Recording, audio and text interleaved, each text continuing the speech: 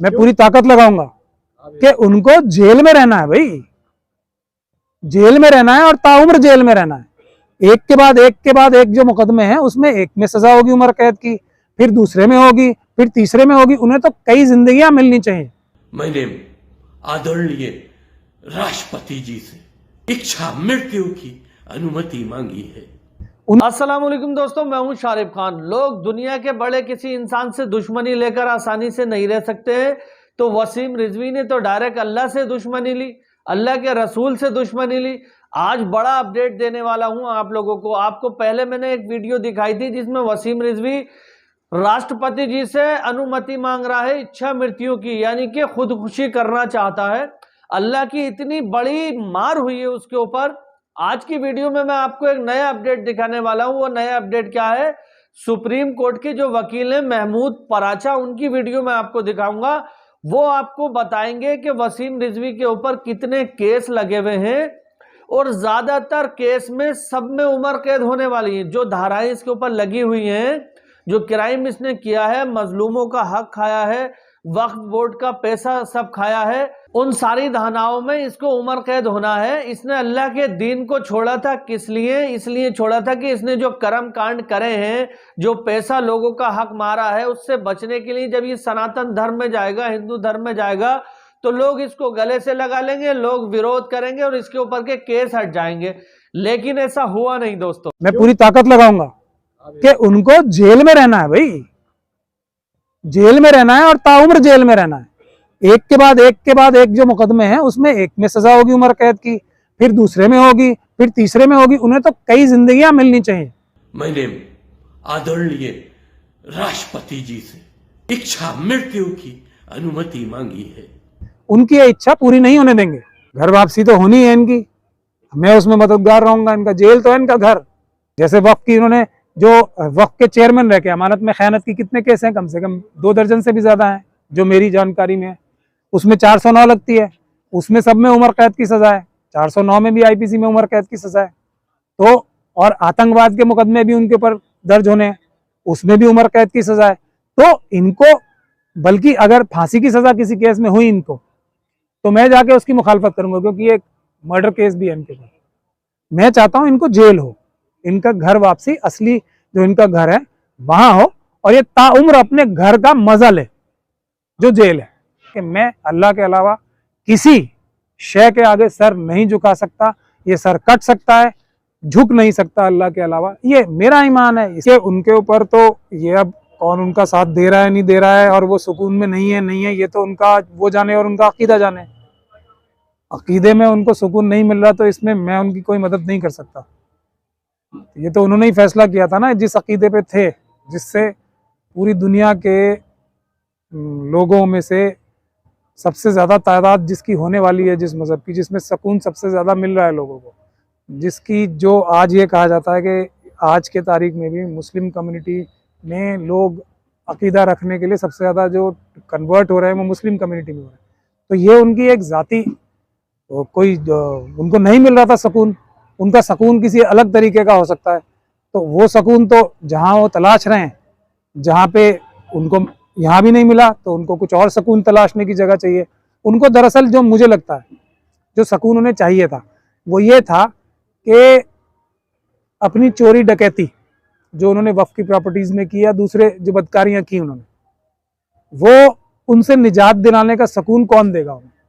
अब ऐसा कहना बिल्कुल उनका गलत होगा कि उनको सुकून नहीं दिलवा पाई आरएसएस और मनुवादी लोगों ने। ऐसा उनका कहना बहुत ही गलत है, और ज्यादती है मनुवादियों के साथ, और ज्यादती है आरएसएस वालों के साथ, और ज्यादती है यति नरसिंहानंद के साथ। वो तो कभी जेल से बाहर रह ही नहीं सकते थे ना। क्या वो तो कभी जेल से बाहर निकलने की सोच भी नहीं सकते थे।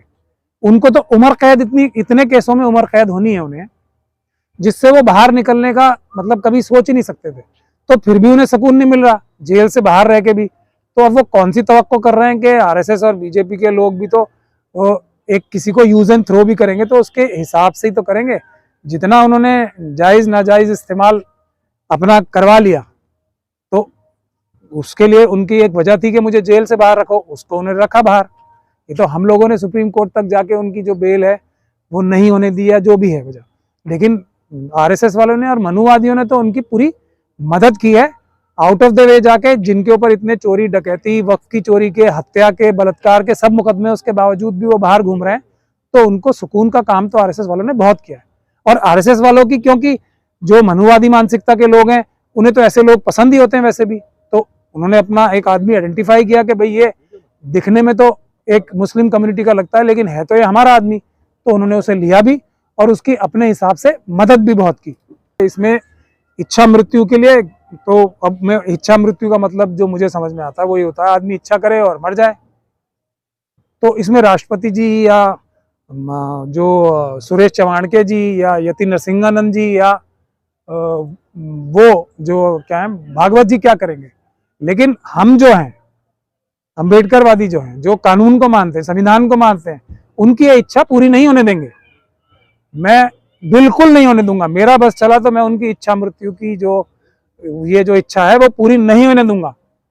मैं पूरी ताकत लगाऊंगा कि उनको जेल में रहना है, भाई जेल में रहना है और ताउम्र जेल में रहना है। एक के बाद एक जो मुकदमे हैं उसमें एक में सजा होगी उम्र कैद की, फिर दूसरे में होगी, फिर तीसरे में होगी। उन्हें तो कई जिंदगियां मिलनी चाहिए। मैं तो ये दुआ करता हूं उनको कई जिंदगियां मिले और वो कई लोगों की जिंदगियां जेलों में काटें, कई जिंदगियां अपनी जेल में काटें। जेल में रहना है उन्हें, कहीं और नहीं जाने देंगे। उन्हें जेल में ही रहना है, अलग अलग जेलों में रहना है, यूपी की, उसके बाद दिल्ली की जेल में रहना है, उसके बाद उत्तराखंड की जेल में रहना है। बिल्कुल नहीं, मरने तो हम लोग, मैं तो कम से कम पूरी ताकत लगाऊंगा और किसी हालत में भी उनकी ये इच्छा पूरी ना हो। जब मैं पूरी ताकत लगाऊंगा, मरने नहीं दूंगा, जितनी मेरी ताकत है सारी लगाऊंगा। जेल में रखना है भाई, जेल में रहना है, याद रखिए। नाम नहीं लेता हूं मैं, लेकिन जेल में ही रहना है। मैं आपको इनका परमानेंट घर बता रहा हूं बार बार। घर वापसी तो होनी है इनकी, मैं उसमें मददगार रहूंगा। इनका जेल तो है इनका घर, मैं पूरी ताकत लगाऊंगा। हमारे सारे अम्बेडकरवादी पूरी ताकत लगा के इनकी मदद करेंगे इनके घर वापसी में। और जो लोग घर वापसी चाहते हैं इस तरह की, वो वेलकम है। हम देखिए, भारत का संविधान सबको पूरी इजाजत देता है। कोई भी घर, कोई भी धर्म अपनाए, अपना खुद का धर्म बनाए और उस पे सब लोगों को कहें कि अमल करो। जैसे अभी हमारे एक बहुत बड़े मौलाना ने कहा था, उन्होंने एक अपना मनुवादी इस्लाम बनाने की कोशिश की जिसमें मनु के चरणों में सर रखना सिखाया। उनको पूरी इजाजत है, भारत का संविधान पूरी इजाजत देता है। जो लोग मनु के चरणों में सर रख के भी अपने आप को मुसलमान कहना चाहते हैं, वो मनुवादी मुसलमान बन सकते हैं। भारत का संविधान पूरी इजाजत देता है। मैं जिस इस्लाम का, रसूलुल्लाह सल्लल्लाहु अलैहि वसल्लम का जो सिखाया हुआ इस्लाम है, उसमें जैसे मैं हूं, मुझे पूरी इजाजत है कि मैं अल्लाह के अलावा किसी शय के आगे सर नहीं झुका सकता। ये सर कट सकता है, झुक नहीं सकता अल्लाह के अलावा। ये मेरा ईमान है, इसकी भी मुझे भारत का संविधान पूरी इजाजत देता है। और मनुवादियों, मनु के चरणों में जो सर रखना चाहते हैं, रखे हुए हैं, उनको भारत का संविधान पूरी इजाजत देता है। कोई तकलीफ नहीं है। ये भी एक गुनाह है जिसका उनके ऊपर केस मुकदमा चलना है। उसमें भी, रेप में भी तो उम्र कैद होती है आजकल। जैसे वक्फ की, इन्होंने जो वक्फ के चेयरमैन रह के अमानत में खयानत की कितने केस हैं, कम से कम 2 दर्जन से भी ज्यादा हैं जो मेरी जानकारी में है। उसमें 409 लगती है, उसमें सब में उम्र कैद की सजा है। 409 में भी आईपीसी में उम्र कैद की सजा है। तो और आतंकवाद के मुकदमे भी उनके ऊपर दर्ज होने हैं, उसमें भी उम्र कैद की सजा है। तो इनको, बल्कि अगर फांसी की सजा किसी केस में हुई इनको, तो मैं जाके उसकी मुखालफत करूंगा, क्योंकि एक मर्डर केस भी है इनके पास। मैं चाहता हूं इनको जेल हो, इनका घर वापसी, असली जो इनका घर है वहां हो, और ये ताउम्र अपने घर का मजा ले जो जेल है। जैसे वक्फ की, इन्होंने जो वक्फ के चेयरमैन रह के अमानत में खयानत की कितने केस हैं, कम से कम 2 दर्जन से भी ज्यादा हैं जो मेरी जानकारी में है। उसमें 409 लगती है, उसमें सब में उम्र कैद की सजा है। 409 में भी आईपीसी में उम्र कैद की सजा है। तो और आतंकवाद के मुकदमे भी उनके ऊपर दर्ज होने हैं, उसमें भी उम्र कैद की सजा है। तो इनको, बल्कि अगर फांसी की सजा किसी केस में हुई इनको, तो मैं जाके उसकी मुखालफत करूंगा, क्योंकि एक मर्डर केस भी है इनके पास। मैं चाहता हूं इनको जेल हो, इनका घर वापसी, असली जो इनका घर है वहां हो। तो उम्मीद करता हूं दोस्तों आपको ये वीडियो देखकर काफी कुछ जानने को मिला होगा, और साथ ही साथ ये भी आप सोच रहे होंगे कि वसीम रिजवी, जिसने अल्लाह और उसके रसूल को झुठलाया, जिसने कुरान के अंदर छेड़छाड़ी करने की कोशिश की, आज उसका हाल क्या हो चुका है। ऐसा एक वसीम रिजवी नहीं है, ऐसे बहुत सारे लोग हैं। मैंने आपको पहले एक वीडियो दिखाई थी जिसने बाबरी मस्जिद को तोड़ने के लिए सबसे पहले जो वार किया था बलवीर सिंह जी हरियाणा के, बाद में वो इस्लाम कबूल कर लिया था उन्होंने और बहुत ही माफ़ी तलाफ़ी करी थी अल्लाह से, और बाकी की जो उनकी ज़िंदगी रही थी उसमें उन्होंने लोगों को दीन का रास्ता दिखाया और लोगों को इस्लाम की तरफ लेकर के आए। अब उनकी जो डेथ हो चुकी है, अल्लाह ताला उनकी मग़फ़िरत करे, वो इस्लाम पर मरे हैं। तो ऐसे बहुत सारे वाक़िया हो चुके हैं जिन लोगों ने भी अल्लाह की मतलब अल्लाह के किसी भी पैगाम को ठुकराने की कोशिश की, उनका हाल हमेशा बुरा रहा। तो हम तो उम्मीद करते हैं, क्योंकि हम मुसलमान हैं और हम किसी का बुरा नहीं चाहते हैं, हम तो आज भी उम्मीद करते हैं कि वसीम रिजवी तौबा कर ले, अल्लाह से सच्चे दिल से तौबा करके वापस से नेक रास्ते पे चल पड़े, तो बहुत अच्छी बात है।